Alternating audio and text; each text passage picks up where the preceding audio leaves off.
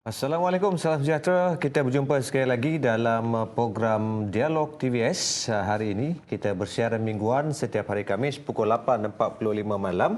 Dan hari ini anda akan bersama dengan saya sekali lagi, Najib Imran dan saya Audlin Katani. Baik, untuk pengumuman semua, Dialog TVS merupakan program yang membincangkan topik-topik hangat dan isu-isu semasa yang mana kami di TVS juga membawa masuk para pemimpin-pemimpin dan juga pemain industri. Dan Najib, hari ini apa topik kita? Hari ini kita akan membincangkan topik yang menjadi sebutan di kalangan rakyat Malaysia, bukan saja rakyat Sarawak, rakyat Malaysia juga memperkatakan berkenaan dengan electric vehicle, kenderaan elektrik yang diwar-warkan sekarang ini sudah mula memasuki pasaran Malaysia dan juga Sarawak. Lin, dan untuk membincangkan topik ini kita telah membawakan dua tetamu istimewa. Mungkin boleh perkenalkan dia. Ya, kita ada pengurus kanan dari Pejabat Kumpulan Ketua Pegawai Eksekutif Sarawak Energy Berhad, Abang Houdini, yang juga merupakan Ketua Bahagian Inisiatif Mobiliti Hijau Sarawak Energy. Dan kita juga ditemani oleh Yusuf Roy Fitri, iaitu EJK Pekema, Persatuan Pengimport dan Peniaga Kenderaan Melayu Malaysia Pekema. Baik, sedikitlah pengenalan mengenai kenderaan elektrik ataupun EV ni. Baik, kereta elektrik ialah kereta yang digerakkan oleh satu atau lebih motor elektrik dengan menggunakan tenaga yang disimpan dalam bateri. Bateri tersebut boleh diisi semula di stesen pengecas yang boleh dipasang di rumah atau tempat awam. Baik, Najib, saya tak mahu mengulas dengan lebih panjang lagi apa maksud EV sebab kita ada tetamu-tetamu yang sangat istimewa dan menarik hari ini. Mungkin Najib boleh teruskan dengan soalan kita? Okey, mungkin kalau kita mulakan kepada asas ada penggunaan electric vehicle ini, antara lain tujuannya katanya untuk keharmonian alam sekitar, kelestarian alam sekitar. Jadi mungkin boleh kalau kita rujuk kepada saudara Houdini terlebih dahulu. Mungkin banyak yang ingin mengetahui bagaimana, apa sebenarnya apa kaitan EV ni dengan kelestarian alam sekitar ni. Pendek je soalannya. Saya rasa itu dah cukup untuk Houdini jelaskan kepada kita. Okey, EV ya. Boleh cakap bahasa Sarawak sikit? Boleh. So EV ya, part of kita punya in Sarawak Energy's punya initiative is to green our grid, electrify our fleet. That's what our tagline tu lah. So Sarawak Energy is Malaysia's biggest renewable energy producer, where 70% kita pun generation comes from renewable hydropower. So actually, if we can power our transportation sector, which emits around 30% daripada kita pun carbon emission for the global carbon emission comes from the transportation sector. So if we can take that 30% out of the carbon emission punya statistic, it could create a very big difference, and it would help kita pakai kita madah to combat global climate change lah. So this is where we, from the Sarawak Energy side, even under the post-COVID development strategy Sarawak, which has been headed by the state government, where green mobility comes under the renewable energy sector, where we aim to increase the number of green mobility in terms of kereta kah, motosikal kah. Even latest we have this ART coming in last weekend. That is part of that green mobility initiative for the state. So if we can sort of greenify kita pun fleet, that could help Sarawak to be one of the leaders in terms of trying to help the environment for Malaysia. Mungkin boleh kita sambung terus pertanyaan saya ni, sorry Lin. Okey, baik. Tapi boleh kenapa teruskan. tiba-tiba Sarawak Energy ni tiba-tiba berminat dengan kereta ni? Itu yang kita nak tahu ni. Tiba-tiba Sarawak Energy, Cisco lah katanya orang Sarawak. Cisco. Tiba-tiba berminat dengan kereta ni mengapa?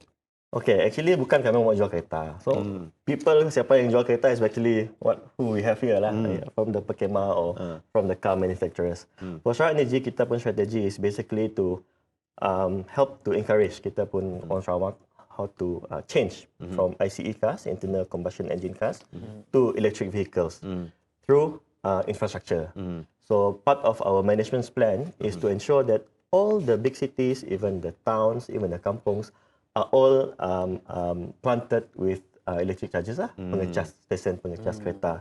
And what we plan to do right now is to ensure that Sarawakians can travel from Sematan up to Lawas being out of battery juice, the anxiety, kita ada apa nama? Range anxiety. So that is the plan for Sarawak Energy, and we plan to install at least 200 to 300 chargers by end of 2025. So people can enjoy driving or feel safe driving from Kuching to Lawas. Tanpa kerisauan kehabisan bateri. Tanpa kerisauan. Although Kinetok, most of the cars range-nya between 400 to 600 kilometers. Dapat sampai Sibo at least. But depends on how you drive. So mungkin kita jenis suka mencut, apa semua, you will lose your range. Alright. Jadi itu mungkin tidak mustahil kita dah ada pen Borneo pun laluan Kinetok yang sangat jalan memudahkan. cantik. Jadi Tok, ini part daripada Sarawak Energy. Bagaimana pula dengan pihak Pekema yang mana pada awal tahun 2023 ni tadi sekitar Februari Pekema bersama dengan Sarawak Energy SEDC Energy saja telah menjalin kerjasama untuk membawa masuk lebih banyak kereta kenderaan elektrik ataupun EV ini ke dalam Sarawak. Jadi kita tahu ini sebagai salah satu langkah menyokong inisiatif kerajaan Sarawak sebenarnya yang menekankan kepada peralihan tenaga baharu, membabitkan pelbagai aspek termasuklah kenderaan. Jadi di pihak Pekema Sarawak sendiri, bagaimana permintaan terhadap kenderaan EV ini setakat pertengahan tahun ini? Okay, I think kalau kita lihatlah daripada segi permintaan, the growing interest daripada public, terhadap kenderaan EV itu memang tidak dinafikan. Tidak dinafikan sejak daripada beberapa tahun yang lepas sudah ada trend yang positif terhadap kenderaan EV. Dan seperti mana yang telah dijelaskan oleh saudara Houdini tadi berkenaan dengan inisiatif yang dilakukan oleh pihak ACB dan juga kerajaan terutamanya. So jadi Pekema membuat satu kolaborasi ataupun memorandum persefahaman dengan SEDC Energy adalah bertujuan untuk menyokong dan juga untuk sebenarnya memberi satu lebih awareness lah, maksudnya daripada segi kesedaran, kesedaran terhadap masyarakat tentang kenderaan EV tu, dan seperti mana yang telah diterangkan tadi, di mana kenderaan EV tu memangnya adalah fokusnya adalah untuk melestarikan, kita pun environment, kita pun persekitaran, dan juga moving towards green mobility tu kami memang asal setuju. So jadi dengan adanya usaha sama macam tu di antara Pekema Sarawak bersama dengan SEDC Energy, kami membawa satu harapan di mana kenderaan-kenderaan EV ni boleh kita perkenalkan kepada agensi-agensi kerajaan sebagai satu langkah awal untuk mereka menerima kenderaan EV itu sebagai salah satu alternatif kepada kenderaan yang mereka gunakan sekarang. So jadi bila mana pihak government, pihak kerajaan, agensi-agensi sudah mula menerima kehadiran kenderaan EV itu di dalam badan pun agensi-agensi, so jadi itu pun akan memupuk minat masyarakat yang di luar.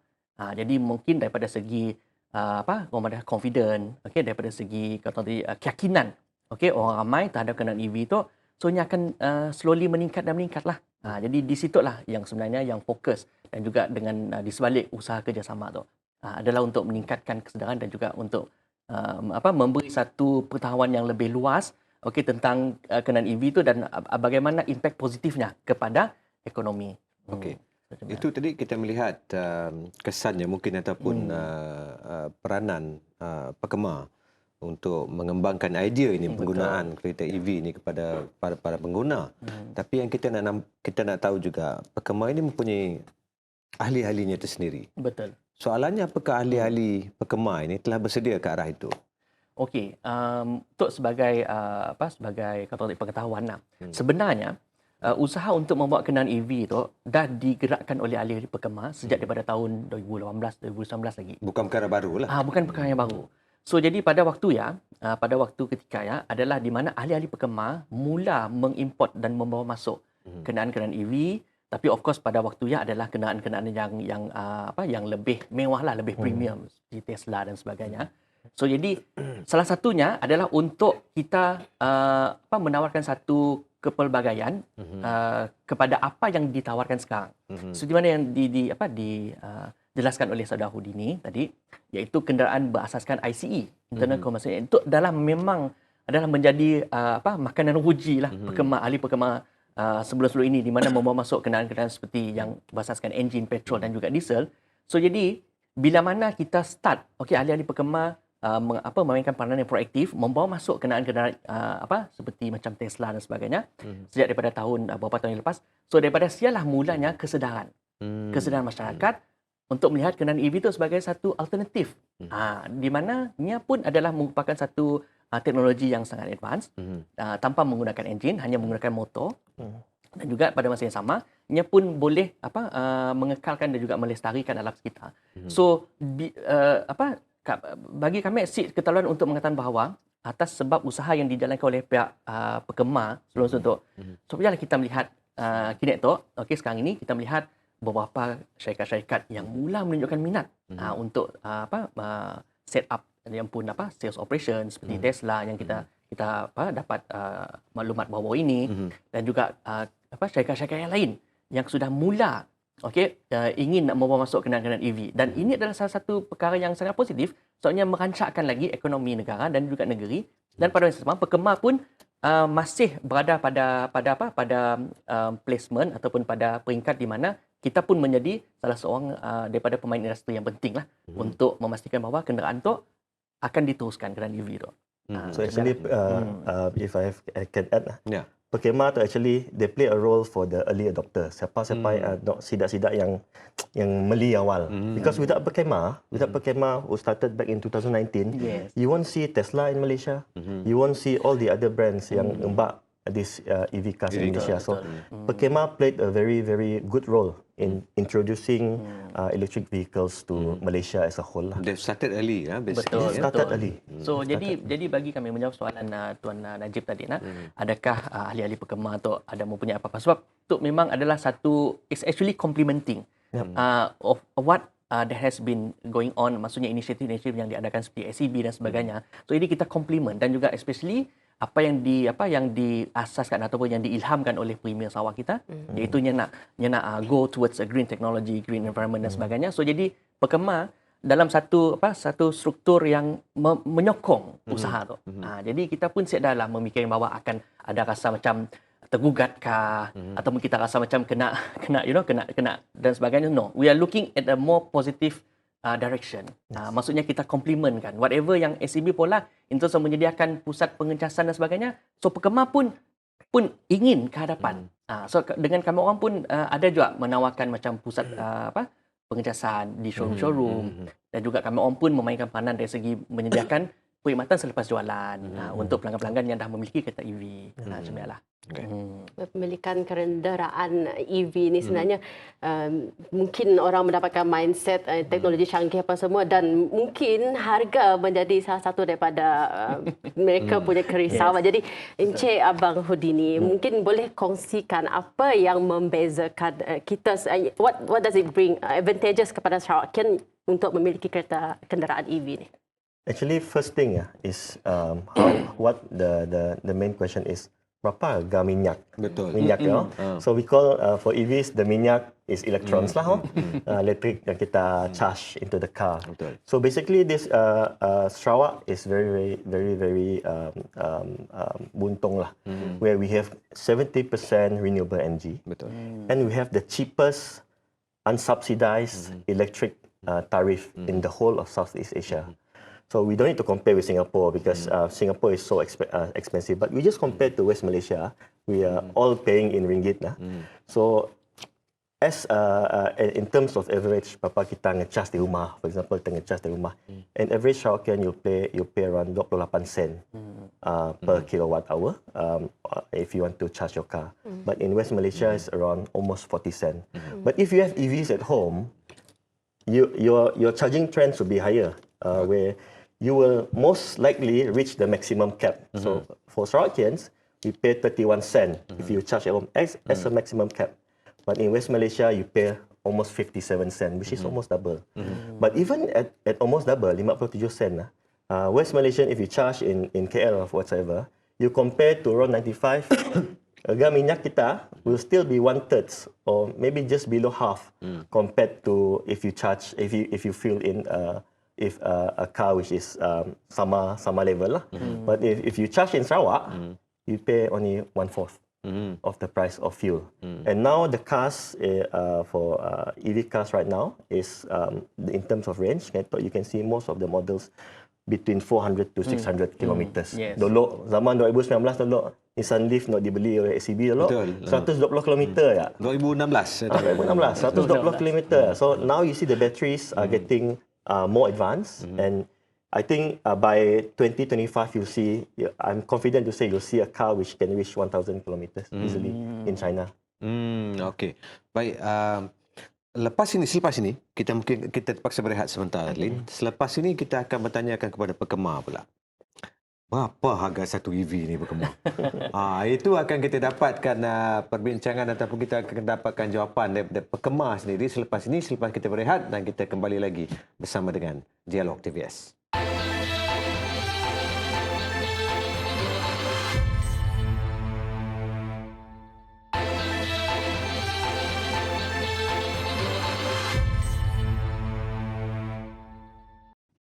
Baik, kembali lagi kita dalam program Dialog TVS bertajuk topik kita hari ini, Najib, iaitu kesediaan Sarawak terhadap kenderaan EV ataupun electric vehicles. Baik, Najib, mungkin boleh teruskan dengan soalan tadi yang kita... Basically, sebenarnya kita berbincangkan berkenaan dengan apakah Sarawak telah bersedia untuk berhadapan dengan transformasi baru ini, di mana kenderaan-kenderaan di Sarawak, di jalan-jalan di Sarawak ini selepas ini akan di-powered by elektrik. Kenderaan elektrik. Apakah kita telah bersedia? Dan tadi ketika kita berhenti, saya ingin bertanyakan kepada dua tetamu kita, Saudara Hudini dan juga Saudara Husuf dari Pekemar ini, berkenaan dengan apakah Sarawak telah bersedia bukan saja dari segi mentalnya, tapi paling penting dari segi ininya. Itu persoalannya. Berapa agak-agaknya harga sekarang ni EV sekarang ni, Yusuf, dari Pekemar? So kalau kita lihat daripada segi kuncuran harga yang diperkenal pada mula-mula pada awal tahun 2019, 2020, itu adalah di antara yang kita boleh sebutkan sebagai the early adopters, di mana itu adalah permulaan secara official kenderaan EV dibawa masuk melalui ahli-ahli Pekemar, dan pada ketika itu tidak dinafikan memang harga memang agak sedikit tinggi. Kayangan memang harga kayangan. Sebab salah satu sebabnya adalah kerana kita membawa masuk kenderaan yang berjenama premium seperti Tesla. So bayangkan pada ketika itu harganya dalam sekitar 300 lebih ribu dan sebagainya. So jadi pada tahun 2023, kita melihat semakin banyak penawaran kenderaan-kenderaan EV yang jauh lebih murah daripada apa yang kita lihat pada beberapa tahun yang lepas. So ini adalah kerana salah satunya faktornya adalah di mana of course daripada segi kesedaran, dari segi kesedaran terhadap kenderaan EV ini mula mendapat minat dan juga mula mendapat tempat di kalangan pengguna-pengguna di Malaysia dan juga di Sarawak. Dan juga kita melihat juga beberapa new players, pemain-pemain industri, bukan hanya daripada sebelah Pekemar saja, tetapi pemain-pemain industri yang lain sudah mula memperkenalkan kenderaan-kenderaan EV di pasaran. So sebab itulah kita melihat sekarang ini ada yang kenderaan EV seperti Neta dan juga BYD Dolphin yang ditawarkan pada harga yang agak kompetitif, iaitu pada harga sekitar 100,000. Bagi saya ini adalah satu langkah yang bagus, supaya untuk menggalakkan lagi lebih ramai orang untuk menggunakan kenderaan EV. Harganya semakin murah. Semakin murah. Semakin murah. Harga semakin murah. Itu dari soal harga. Untuk pihak Pekemar sendirilah, untuk membawa masuk kenderaan elektrik ini lebih banyak ke dalam Sarawak, mungkin boleh ceritakan apa ciri-ciri kenderaan EV yang diketengahkan sebelum membawa masuk kenderaan ini di Sarawak, kerana kita mungkin mau nanggah kesesuaiannya dengan gaya hidup penduduk di negeri Sarawak. So jadi seperti mana yang Saudara Hudini mention tadi, berkenaan dengan konsep green mobility. Kalau kita faham tentang green mobility ni adalah satu mobility hijau. So mobility hijau ni adalah untuk menjadikan satu ekosistem di antara bandar di mana mengurangkan emisi daripada segi karbon dan sebagainya. So jadi kalau kita lihat daripada segi ciri-ciri apakah kenderaan EV yang sesuai untuk dibawa di bandar? Definitely. Sudah pastinya. Yang pertama sekali adalah tidak mengeluarkan bunyi. Maksudnya tak ada mengeluarkan bunyi dan tidak mengeluarkan apa-apa asap dan juga pencemaran. Zero emission, zero noise. Dan juga daripada segi bagi saya adalah salah satu ciri-ciri EV yang bagus untuk digunakan di dalam bandar adalah regenerative braking system. Di mana kita faham kalau untuk kawasan bandar kebanyakan kita akan sentiasa berhenti di traffic light, di lampu dan sebagainya. So jadi regenerative braking system ni dia adalah menggunakan tenaga kinetik, tak silap saya. Okey, untuk memastikan bahawa penjimatan tenaga itu berlaku dan juga akan memastikan bahawa dari segi keselamatan pun terjamin.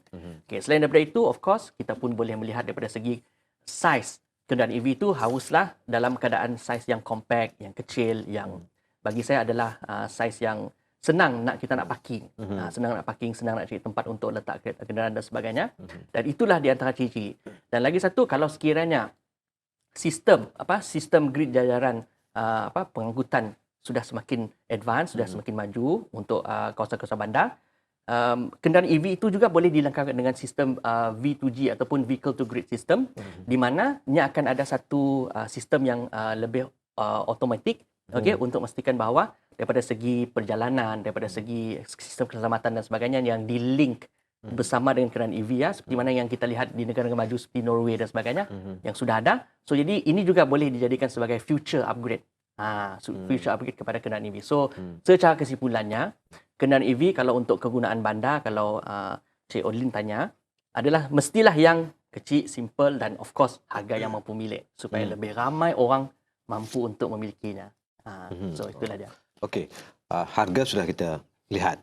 Ciri-ciri yang sesuai dengan kawasan bandar sebagainya sudah kita lihat. Jadi sekarang kita kembali kepada ACB pula. Tadi Saudara Huduni menyentuh berkenaan dengan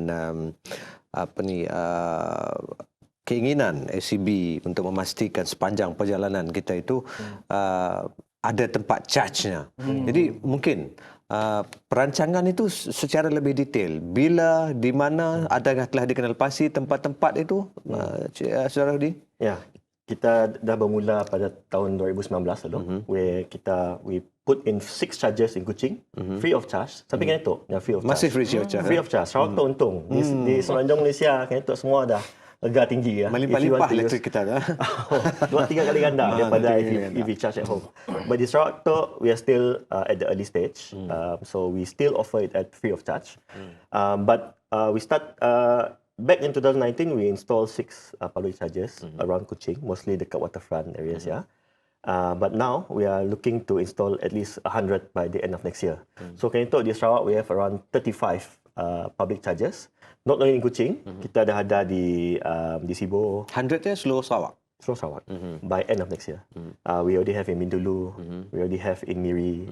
I think ACDC Energy installed one in Daro.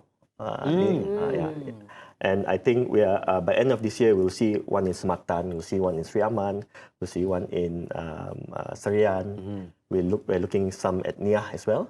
And nya bercampur lah is AC chargers which are slower chargers and also DC chargers which are faster chargers. So these DC chargers we are looking at to install them along the Pen Borneo Highway lah. So insyaAllah by end of next year we will get a seamless travel from Kuching at least to Miri first. So orang Sarawak kita dapat travel on an EV lah. No, on an EV. Ya. Tapi apa terjadi jika ianya tidak digunakan, Saudara Dwi, untuk tempat-tempat charge ini? Apakah that's why we have to look at Sine where the heat map is. So we've done the studies all around Sarawak. My green mobility team have done studies together, even with Petronas. Nangga Sine area where we have a lot of people potentially to stop because importantly, kita dapat semayang, kita dapat makan sekejap and we can stop for a while, especially the R&R areas along the Pen Borneo Highway. Kriteria pemilihan lokasi ini berdasarkan heat map where people normally drive, accessibility to amenities, and of course power loading in the area. Kita semua entah di sini di tiba-tiba sikit tempat macam charge lalu blackout. We don't want that to happen. And of course, one thing which is also important for Sarawak at least, sebenarnya Malaysia jarang ada problem itu. Di Sarawak, where some areas we also need internet facilities because when kita mau charge, we want to charge, connect it to your car and activate the charger, you need internet facilities. Some area bagus, memang Nangga dekat Pen Borneo Highway, bagus. But when we tested with the internet facilities, a bit low lah. So sometimes you cannot connect it to the charger. So that is the gaps where Sarawak has to build up lah in terms of connectivity. But I'm sure because I think right now the state has started to build telecommunication towers all across Sarawak. So insyaAllah in the near future we will be able to charge easily lah. So maksudnya sekarang pembangunan infrastruktur di Sarawak itu kena selari. Yes. Kalau ICB bergerak sendiri tak jalan. Si jalan. Memang confirm si jalan. Elektrik saja tak jalan. Dia kena ada internet connectivity. Yes. Jadi menyentuh berkenaan dengan charge itu tadi. Apa bezanya charge kalau kita charge di rumah ni ataupun beza dia kalau kita charge di tempat yang ICB sediakan? Apakah mungkin ada perbezaan kilowatt dia ke, perbezaan tempoh charge dia ke, mungkin ada? So seperti yang kami wadah tadi lah. So at home normally kita akan pakai AC chargers. Where depending on kita pun rumah lama kita pakai single phase. Rumah baru normally we have 3 phase. So 3 phase you can reach up to 22 kilowatt pun bateri lah, pun charger lah. So you which means dalam 1 jam you can have 22 kilowatt going into your battery. So for example lah kereta Tesla kereta dia pun capacity battery is around 60 kilowatt hours. So mun kita dapat charge for example for 22 kilowatt hours, I think onboard charger Tesla is only 11 now. Yes, 11. 11 kilowatt hours, you can charge maybe 5 jam lah mun charge dari rumah. But if you charge at the public chargers, ada juga yang sama dengan di rumah 22 kilowatt because we put it at malls, we put it office. Si perlu berebut nak. Betul. But on Pen Borneo highway, we have to put in DC chargers. Because DC chargers it can range from 50 kilowatt, 60 kilowatt up to 350 kilowatt. So we will be launching our first DC charging hub in Icom Square, Kuching next month. That is rated at 180 kilowatt, where tadi kita madah mun charging at home Tesla will be around 6 hours. At this DC charger charging hub, we will charge it around 30 minutes. 30 minutes. Oh, Laju that's lah. very informative. Yes. Soalan dia pendek je tapi jawapan dia memang patut ni. Baik, Orang itu EV dari ni. segi pemain industri kerajaan Sarawak, diorang Sarawak Energy. Jadi ini mungkin dari pihak Pekema untuk memastikan kesinambungan kepada usaha penggunaan green mobility ini di Sarawak. Februari lalu Pekema dilaporkan sedia beri subsidi 50% kos pemasangan stesen pengecas kenderaan elektrik. Baik, untuk tujuan ini, siapa sebenarnya kumpulan sasaran Pekema dan mengapa Pekema tampil dengan tawaran sedemikian? Inisiatif ini. Okey. So jadi seperti mana yang telah diterangkan sebelum ini, maksudnya Pekema bersama-sama dengan pemain industri seperti SEB dan sebagainya adalah sebagai untuk komplement dan juga untuk menyokong usaha kerajaan, okey, untuk green mobility kan segala usaha yang ke arah kenderaan EV inilah, okey.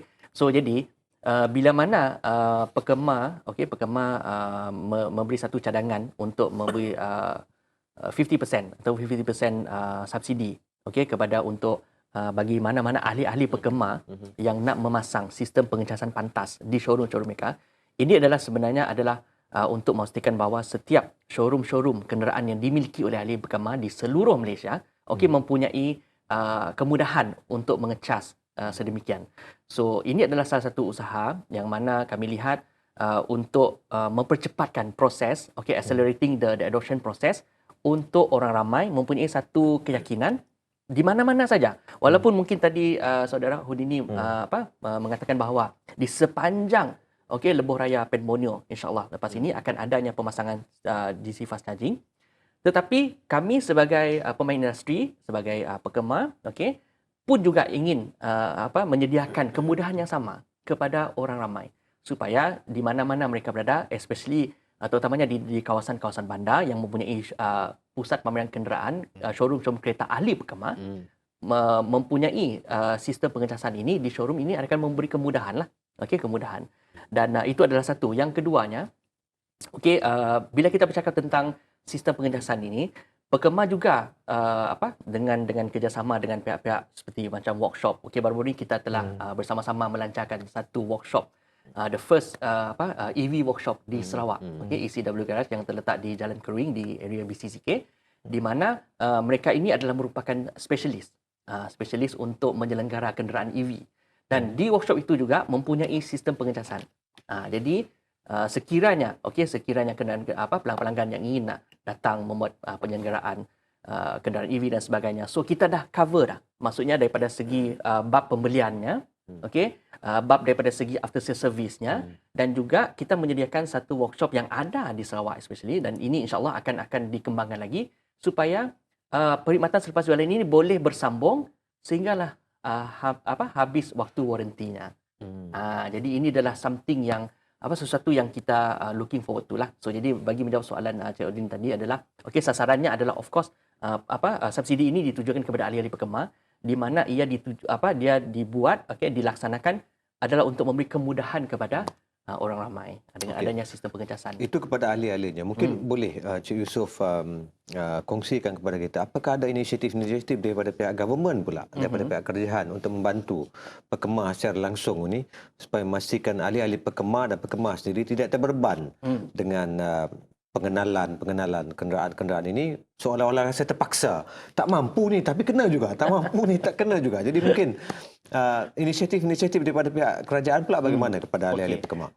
Seperti mana yang kita lihat, tujuan kita sama. Seperti mana yang saudara Houdini dan juga kami sebagai pekemar, tujuan kami adalah untuk mengetengahkan dan juga untuk meyakinkan orang ramai supaya mereka boleh mempertimbangkan untuk memiliki kenderaan EV. So seperti yang kita lihat, satu pihak je tak boleh nak menjanjikan bahawa keberhasilan dan juga kejayaan sesuatu seperti EV ni adalah satu topik yang sangat besar, Tuan Najib.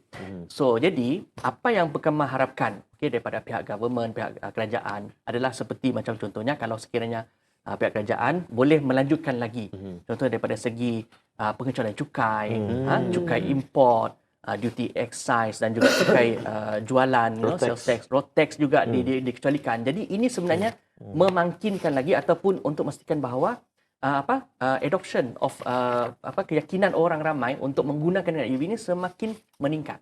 Jadi dengan adanya insentif-insentif. So selain daripada itu, saya fikir kerajaan juga boleh mempertimbangkan untuk memberi satu macam arahan ataupun mungkin satu direktif kepada pemain-pemain industri yang besar, seperti contohnya Proton, Pro2 dan sebagainya untuk mewujudkan satu kota, for example maybe 30%, untuk pengeluaran mereka dalam kenderaan-kenderaan yang mereka keluarkan, contohnya Pro2 atau Proton, tetapkan satu kota 30%, 30% ataupun lebih, di mana mereka juga perlu memasang kenderaan EV secara tempatan CKD. Jadi dengan adanya usaha-usaha ini, kita boleh lihat semakin banyaklah volume, semakin banyaklah kata tadi kenderaan-kenderaan EV yang bakal diperkenalkan di masa akan datang. So lebih banyak kenderaan yang boleh ditawarkan, maka lebih tinggilah permintaan insya-Allah yang boleh kita wujudkan di kalangan orang ramai dan juga bakal pembeli kenderaan EV ini. So jadi ini ada di antara harapanlah pekemar untuk melihat usaha kerajaan untuk menyokong dan juga membantu. Usaha. Sebab dalam kita merencanakan ke transformasi kita ke arah EV dan sebagainya, kita pun tak nak ahli-ahli pekemar misalnya dan rakyat kita sendiri terbeban dengan semua ini, Odin.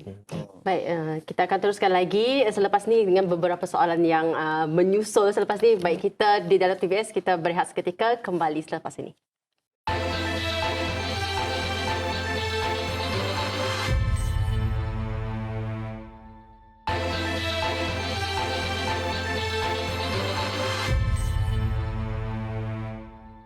Kembali lagi dalam program Dialog TVS. Kita masih lagi bersama dengan Encik Abang Houdini dan Encik Yusof Roy. Okey, kita terus saja kepada soalan kita yang soalan susulan selepas ini. Baik, ini soalan kepada pihak pekemar. Ramai yang mengatakan kenderaan EV ni terlalu mahal untuk dimiliki dan bagaimana apa sebenarnya faktor-faktor yang mempengaruhi peletakan harga kepada setengah kenderaan EV ini dan bagaimana sebenarnya pihak kerajaan ataupun menurut pekemar sendiri harganya boleh dijadikan lebih marhain ataupun mampu milik. Okey.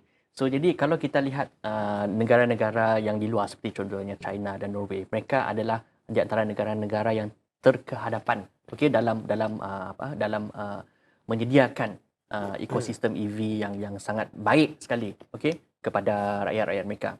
So jadi kalau kita bercakap tentang apa yang berlaku di Malaysia, di negara kita sebenarnya kalau kita perhatikan trend daripada segi harga, daripada segi model-model yang ditawarkan sekarang ini sudah semakin rancang.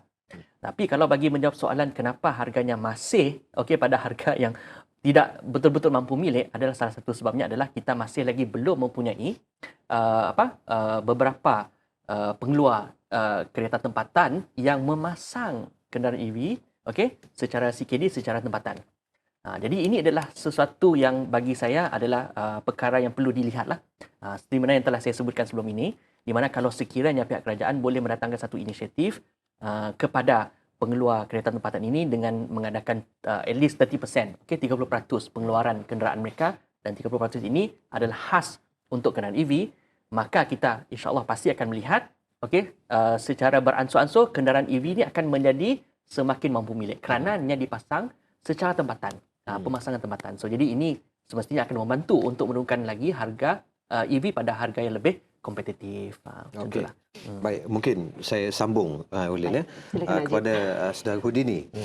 Kita tahu bercakap berkenaan dengan harga. Mungkinkah komponen-komponen bateri itu sendiri mempengaruhi harga ni? Sebab kita dengan lithium ion dengan kobalt dan sebagainya, ini memerlukan perlombongan dan sebagainya. Dan mungkin ini mempengaruhi harga itu.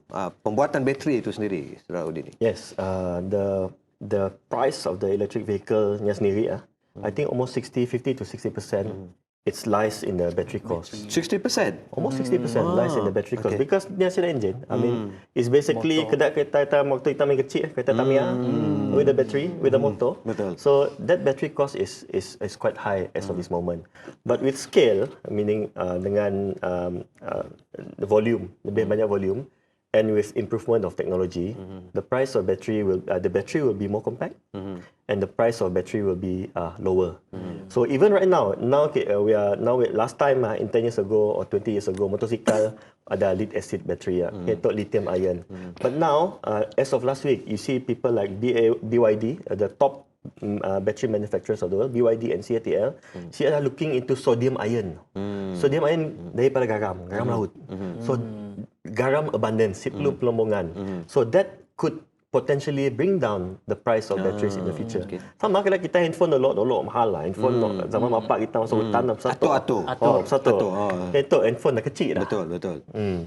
So and that will effectively will bring down the prices of car. And I think by 2030 you'll see maybe even before harga kereta ICE dengan EV will be almost the same. We can see prices macam MyV kan tu ada. MyV kat Axia nak 22,000 nak. So I think even in China right now kereta Wuling is sub 50,000. And even BYD coming in with the new model Seagull sama besar nak Axia je is almost around 40 plus thousand as well. So hopefully we will see the BYD Seagull early next year lah, maybe next year. SCB ada perancangan untuk terlibat dalam pembuatan bateri ini nanti di Samalaju mungkin kalau ada perancangan itu? At the moment saya dah, because at the moment we only will supply the power to these industries, because in Samalaju banyak industri, ada yang molah parts to a battery also in Samalaju. So we encourage people to invest in battery making and also battery recycling, because we've also been approached. Ada pihak-pihak yang approach when saying that they want to set up a battery recycling plant in Sarawak, because that is also part of the ecosystem where after the end of life of battery, let's say after 15 years, where do we put these batteries? Betul. Masa mana battery tu Waste, jadi waste. So there is now even in Europe you have technology to even recycle these batteries and use these batteries pakai macam backup system, pakai building semua. So that is important. That's what we call circular economy lah, where we can reuse these batteries and ensure that we also protect the environment. Apakah ada replacement untuk bateri itu? Let's say lah contoh perjalanan dari Kuching pergi ke Sibo, tengah-tengah jalan, tempat cas jauh apa semua. Kereta broke down. Apakah ada replacement untuk bateri? So bateri kan tu nyasik keda handphone or even keda motosikal pun bateri. For car batteries is done in modular. So for example like macam BYD tu hanya pakai blade battery, so this it's not one single mun ada rosak sikit. Betul. You have to change the whole battery. One by one parts. Yeah, in parts. So batteries, the cell yang ada rusak, you can change. You can change. You can take out. You can change. So that's how the car manufacturers design the cars. Saatnya to be more mesra lah for the users or even for the people who are selling the cars. So modular battery rosak, smaller modular can be changed. Not the whole battery itself. Cheaper lah. Okey. Secara teknikal itu sangat lancar jawapannya dan mungkin Perkemar sendiri apakah ada perancangan untuk terlibat di dalam pembuatan komponen ini secara tidak langsung yang mungkin boleh membantu menurunkan harga EV ini. Kalau kita bercakap tentang dari segi komponen ataupun diversifikasikan perniagaan apa yang kami ada ni kepada pembinaan komponen. Yes, definitely ini adalah salah satu daripada perancangan jangka panjang kami. Tetapi apa yang lebih kami lihat sekarang ini adalah of course adalah untuk membawa masuk kenderaan-kenderaan yang kompetitif, yang bersesuaian dengan cita rasa dan juga kehendak pelanggan-pelanggan kami. Seperti mana yang telah kami bawa sebelum ini, Tesla telah terbukti menjadi satu trend. Okey, satu trend disebabkan oleh usaha yang dilakukan oleh ahli di Perkemar membawa masuk, dan sehingga kini kita melihat Tesla sendiri sudah masuk ke pasar Malaysia, which is adalah satu perkara yang positif. So jadi berkenaan dengan komponen, berkenaan dengan daripada segi untuk membawa masuk dan juga pemasangan. Of course ini adalah salah satu daripada usaha jangka panjang ahli-ahli Perkemar dalam usaha kami untuk mempelbagaikan lagi aktiviti.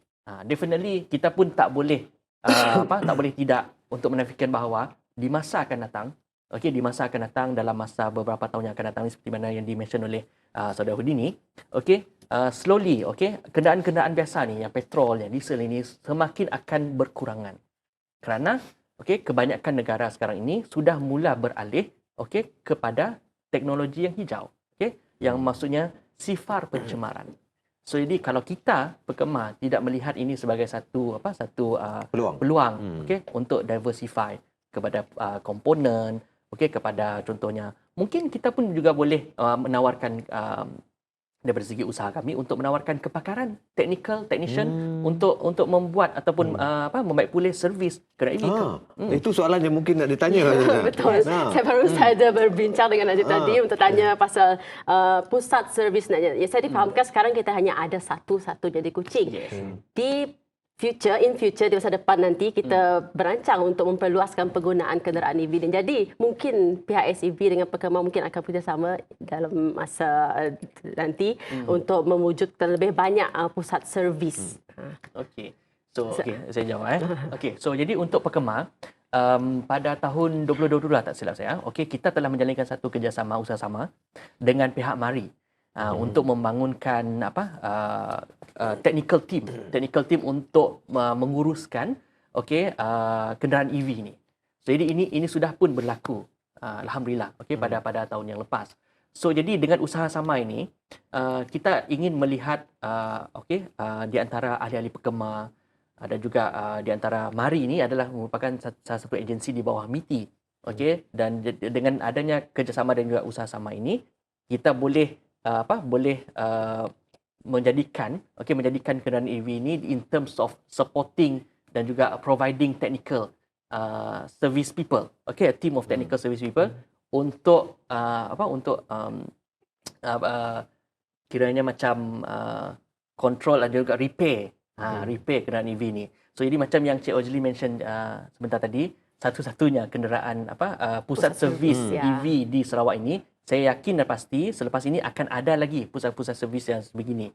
Kalau kita melihat, daripada segi jumlah penggunaan kenderaan EV semakin bertambah di jalan raya. Jadi ini adalah di antara peranan yang dimainkan oleh pihak Perkemar. Baik, bercakap tentang pertambahan ataupun kenderaan EV, mungkin Perkemar sendiri ada statistik berapa pembelian kenderaan EV di Sarawak mungkin ataupun di Malaysia secara keseluruhannya. Kalau kita melihat daripada segi statistik, tapi secara kasarnya, apa yang saya selepas tadi berbincang dengan Saudara Udi ni, kita melihat daripada segi community orang yang menggunakan kenderaan EV ini semakin bertambah. Kalau dulu kita melihat mungkin komunitinya hanya pada satu skala yang agak kecil, mungkin dalam sekitar 1,000 pemilik kenderaan. Tapi sekarang ini kita melihat pertambahan hampir 4 ke 5,000 yang telah memiliki dan juga menggunakan kenderaan EV. Itu bercakap tentang komuniti. Kalau kita melihat daripada segi statistik penjualan ataupun yang telah direkodkan okey di jalan raya, saya fikir untuk kenderaan seperti plug-in hybrid EV, okey pada baru ini statistik mengatakan bahawa hampir 1,000 unit. Di Sarawak saja hampir 1,000 unit kenderaan yang telah didaftarkan. Itu bercakap tentang plug-in. Untuk yang EV saja adalah sebanyak 300 unit sudah. 300 unit yang sudah berada di pasaran. So jadi kalau kita lihat secara gambarannya, okey, ini adalah satu peningkatan yang agak memerasakan. So semakin hari semakin Bertambah. banyak orang sudah mula melihat tentang kebaikan dan juga tentang kelebihan untuk menggunakan kenderaan EV ni. So jadi saya pasti okey dalam masa tahun-tahun yang akan datang pastinya angka itu akan terus meningkat. Okey. 300 but I just want to add 2020 dulu we memang track number lah berapa EV. Awal 2020 dulu 5 5 unit 5 unit di Sarawak. Battery EV. And I think 20 plug-in hybrids. But now as what Yusof pada tadi 300 plus for battery EV, full EV, and you have 1,000 plus of plug-in hybrids as well. Okey, kita kembali kepada asas utama seperti yang telah disebut oleh Saudara Yusof tadi. Dia bercakap berkenaan dengan tenaga boleh diperbarui, So soalannya kepada ACB ni mungkin lebih sesuai kepada ACB lah.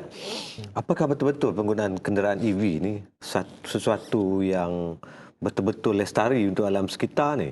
Dengan proses pembinaan bateri saja memerlukan pelombongan, lithium ion, kobalt dan sebagainya. Itu pelombongan. Dan kemudiannya kita lihat proses pembuatan bateri itu sendiri akan menggunakan elektrik. Terutamanya jika di Sarawak, antaranya kita menggunakan arang. Kalau betulkan saya kalau arang, contohnya pembakaran juga tidaklah lestari pada alam.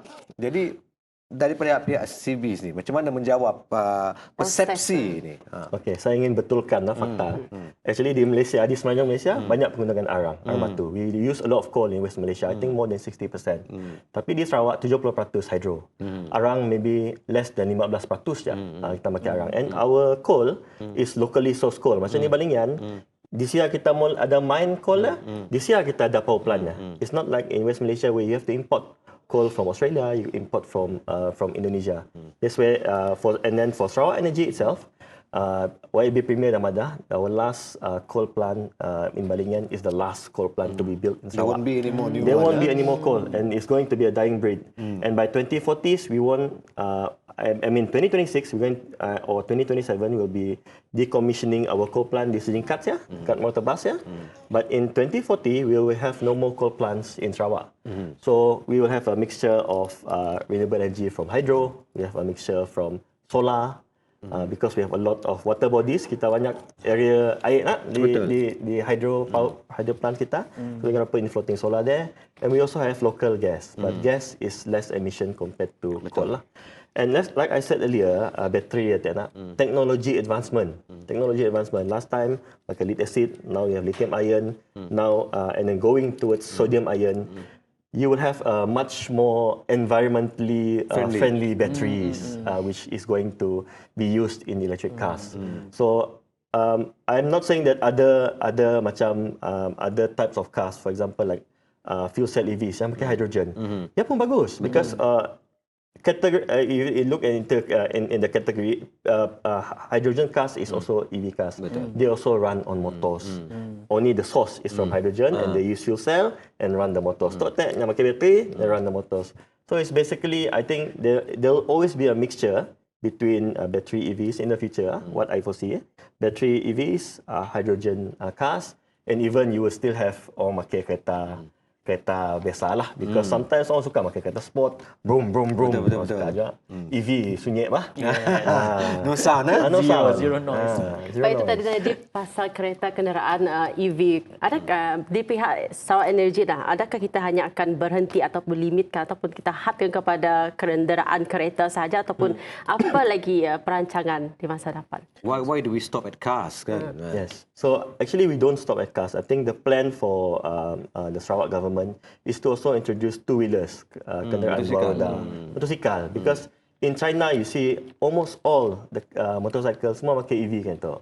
And the price of motorcycles kan tu. Di Sarawak ada, di Kuching ada. I've seen a few di kat traffic light. Even I myself, I ngebak sikit skuter elektrik. And it's not that much expensive compared to harga motosikal biasa lah. It's around 6,000 ringgit, 7,000 ringgit. Almost the same price as an ICE motorcycle. Makanya tu the problem is motosikal skuter lama you have to charge. Pun lama juga. Betul. But now to overcome it, there's a new technology where you can swap batteries. You pergi sikit, for example 7-Eleven, you just go to the cabinet, you swap batteries and then you just go off. So this is what Sarawak Energy is trying to introduce, and we're going to do a pilot study in one of the kampongs dekat area Tebas, dekat Kampung Bakos ya. We will introduce this one to the community, ask them to try this battery swapping motorcycles. And this, if this flies off, it can also help to bring down the affordability entry level for people to own green mobility vehicles, not only cars but also two-wheelers. And another one which we are also embarking as a pilot study Kenetok, it's not only kenderaan atas jalan, landed vehicles.